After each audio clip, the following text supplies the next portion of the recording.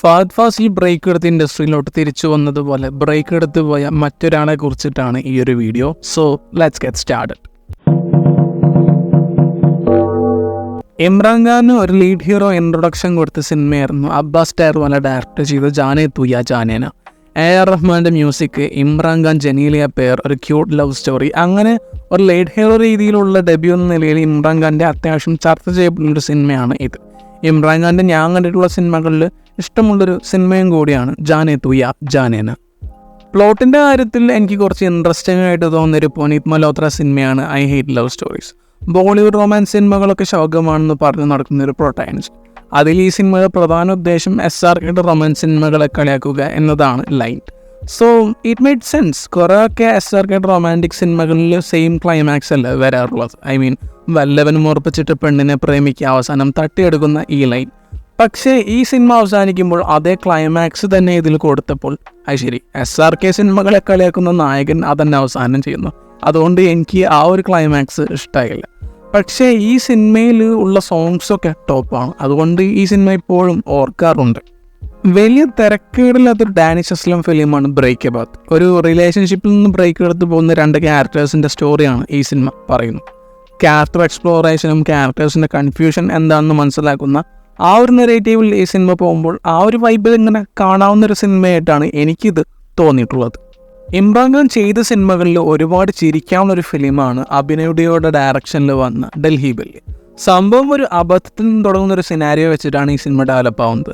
അവിടെ മുതൽക്ക് പക്ക entertainment package തന്നിട്ടുള്ളൊരു സിനിമയാണ് ഇത്.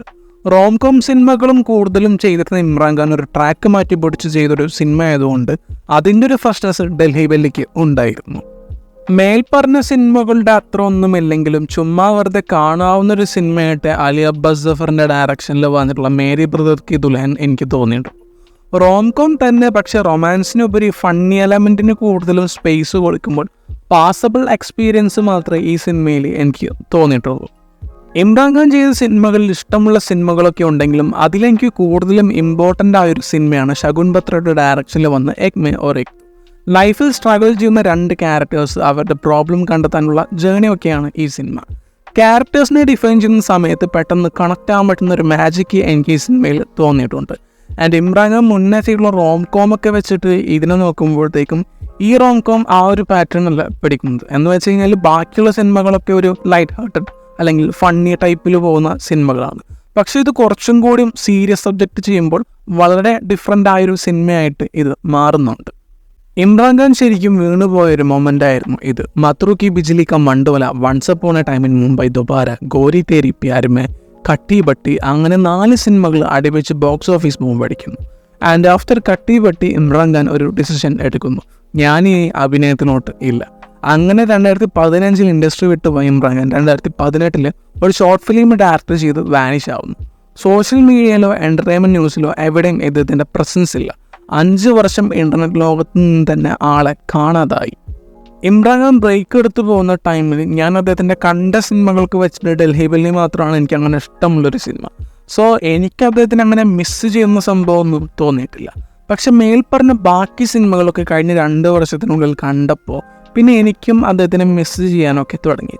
അപ്പോൾ തുടങ്ങിയതാ മകനെ മടങ്ങി വരൂ എന്ന ലൈൻ. പിന്നെ പറയാൻ വേറൊരു കാരണം കൂടെ ഉണ്ട്, എക് മേ ഓർ എക് ഒക്കെ എനിക്ക് ഭയങ്കരമായിട്ട് ഇൻഫ്ലുവൻസ് ചെയ്തിട്ടുള്ളൊരു സിനിമയാണ്. സോ അങ്ങനത്തെ ഒരു സിനിമ ചെയ്ത ഒരാളെ നോർമലി മിസ് ചെയ്യുകയൊക്കെ ചെയ്യും. ആൻഡ് ലാസ്റ്റ് ഇയർ അദ്ദേഹം ഒരു പോസ്റ്റ് ഇടുന്നു August 10. ആൻഡ് അത് കണ്ടപ്പോൾ ഐ വാസ് ലൈക്ക് ജീവനോടെ ഉണ്ടെന്നറിഞ്ഞതിൽ സന്തോഷം. ഇപ്പോഴിതാ 10 വർഷത്തെ ഇടവേളയ്ക്ക് ശേഷം വീർദാസിൻ്റെ ഡയറക്ഷനിൽ റീഇൻട്രൊഡ്യൂസിങ് ഇമ്രാൻ ഖാൻ. അതറിഞ്ഞപ്പോൾ നല്ല സന്തോഷമൊക്കെ എനിക്ക് തോന്നി. സോ നിങ്ങളുടെ ഫേവറേറ്റ് ഇമ്രാൻ ഖാൻ സിനിമ ഏതാണെങ്കിലും കമൻറ്റ് സെക്ഷനിൽ പറയാം. മറ്റൊരു വീഡിയോ ആയിട്ട് പിന്നെ വരാം. Bye guys.